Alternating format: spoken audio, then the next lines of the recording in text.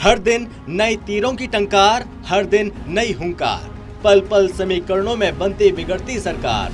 कभी ये पलड़ा भारी तो कभी वो, ऐसा रोमांच देखा है कहीं? यूपी के सियासी समीकरणों में कब एक एक मिलकर 11 हो जाएं पता नहीं। यहाँ कब कोई जोड़ घटाने में बदल जाए नहीं पता। समीकरणों की ये अंक गणित निराली है।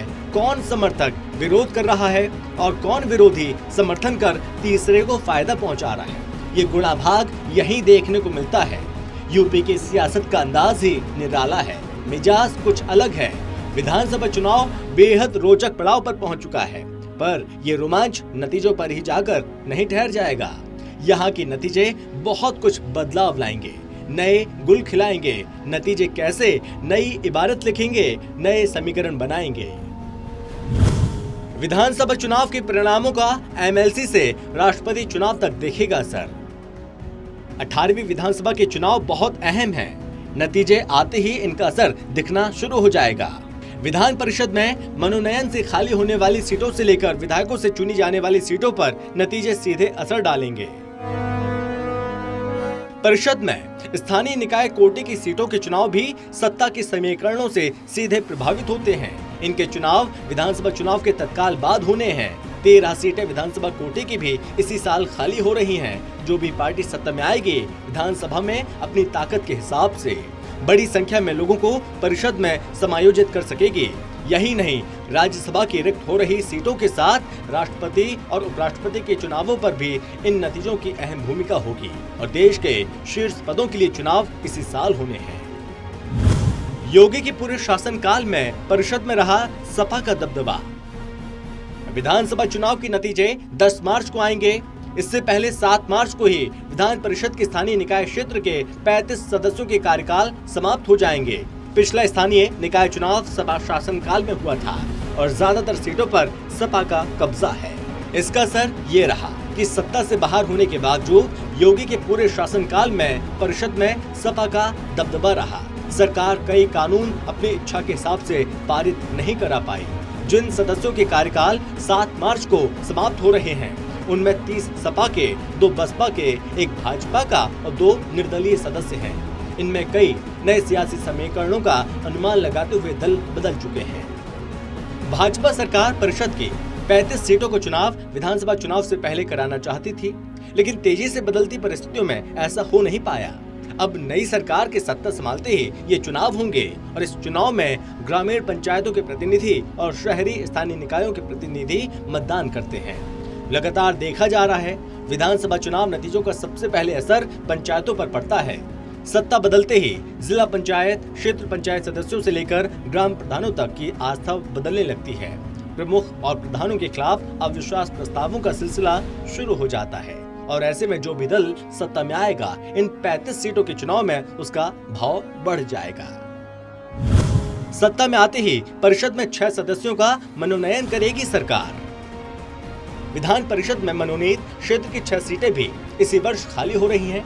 इनमें 3 का कार्यकाल 28 अप्रैल को जबकि 3 अन्य का 26 मई को खत्म हो रहा है। इन सभी सीटों पर मनोनयन सपा शासनकाल में हुआ था और सपा से ही जुड़े लोग मनोनीत किए गए थे और जो भी दल सत्ता में आएगा उसके पास इन 6 सीटों पर मनोनयन का अधिकार होगा। विधानसभा कोटे की 13 सीटों पर भी इसी साल चुनाव है। विधान परिषद में विधानसभा कोटे की 13 सीटें 6 जुलाई को खाली हो रही हैं। इनमें मुख्यमंत्री योगी आदित्यनाथ, उप मुख्यमंत्री केशव प्रसाद मौर्य शामिल हैं। विधानसभा चुनाव में जिस दल को जितनी ज्यादा सीटें मिलेंगी वो यहाँ भी उतनी ज्यादा सीटें जीत पाएगा। मुख्यमंत्री योगी आदित्यनाथ, उप मुख्यमंत्री केशव प्रसाद मौर्य, जगजीवन प्रसाद, बलराम यादव, डॉक्टर कमलेश कुमार पाठक, रणविजय सिंह, राम सुंदरदास निषाद, शतरुद्र प्रकाश, अतर सिंह राव, दिनेश चंद्रा, सुरेश कुमार कश्यप, दीपक सिंह और भूपेंद्र सिंह का कार्यकाल खत्म हो रहा है। 11 राज्यसभा सदस्यों का कार्यकाल 4 जुलाई को खत्म होगा। प्रदेश के 11 राज्यसभा सदस्यों का कार्यकाल 4 जुलाई को पूरा हो रहा है। इनमें सतीश चंद्र मिश्र, अशोक सिद्धार्थ बसपा के, शिव प्रताप शुक्ला, सैयद जफर इस्लाम, सुरेंद्र सिंह नागर, जयप्रकाश निषाद और संजय सेठ भाजपा के, विशंबर प्रसाद निषाद, रेवती रमण सिंह और सुखराम सिंह यादव सपा के और कांग्रेस के कपिल सिब्बल शामिल हैं। इनका चुनाव विधानसभा के निर्वाचित सदस्य करेंगे। जिस पार्टी के जितने ज्यादा विधायक जीतेंगे, उनके उतने ज्यादा सदस्य राज्यसभा में पहुंचेंगे। जुलाई में राष्ट्रपति का कार्यकाल पूरा हो रहा है। राष्ट्रपति रामनाथ कोविंद का 5 वर्ष का कार्यकाल जुलाई में पूरा हो रहा है। 5 राज्यों के विधानसभा चुनाव के बाद इस चुनाव की गहमागहमी बढ़ जाएगी और राष्ट्रपति का चुनाव एक निर्वाचक मंडल करता है। इसमें संसद के दोनों सदनों, राज्यों की विधानसभाओं के निर्वाचित सदस्य शामिल होते हैं। सांसदों के वोट का मूल्य निश्चित होता है, लेकिन विधायकों के वोट का मूल्य अलग अलग राज्यों की जनसंख्या पर निर्भर करता है।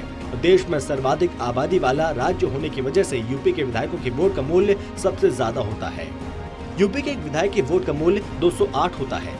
सर्वाधिक विधायक होने की वजह से भी यूपी के विधायकों की भूमिका सबसे अहम होती है। और मौजूदा समीकरणों की बात करें तो पिछले 5 साल में बीजेपी ने कई राज्यों की सत्ता गंवाई या पहले की अपेक्षा कम विधायकों के साथ सत्ता में है।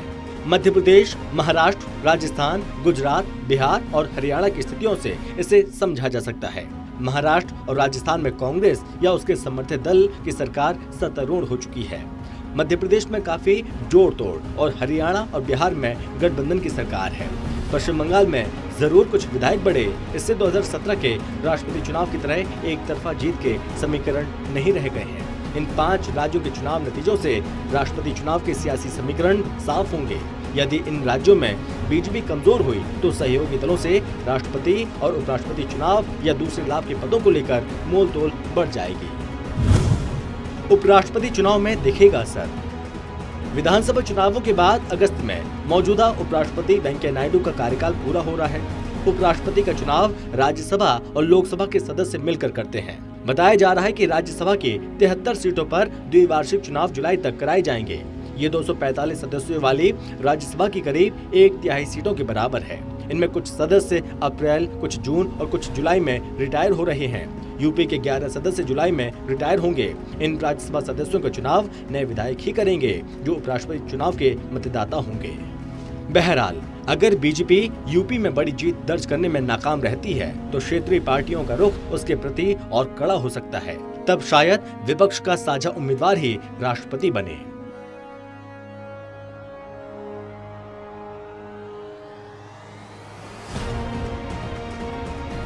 Special desk, total TV.